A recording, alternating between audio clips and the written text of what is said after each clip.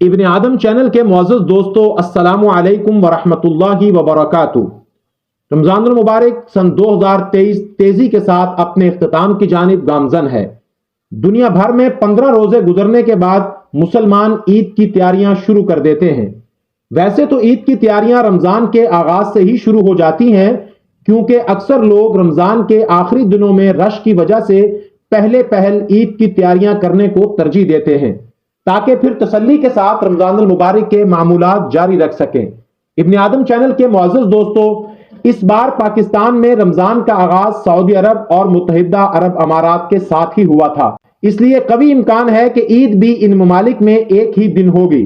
अगरचे कुवैती माहिर फल्कियात और तारीखदान आदिल अस्सादून कहते हैं कि 1444 हिजरी की ईद भी मुख्तलिफ इस्लामी ममालिक में मुख्तलिफ अय्याम में हो सकती है, लेकिन रमजान का इख्तिताम 21 अप्रैल को होगा और ईद 22 अप्रैल को होगी।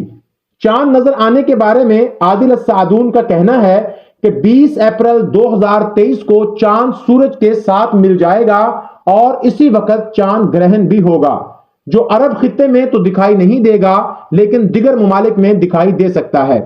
चांद सूरज का मिलाप और चांद ग्रहण का वक्त सुबह 7:12 है, गुरूब आफ्ताब शाम 6:06 पर, जबकि गुरूब महताब 6:42 पर होगा।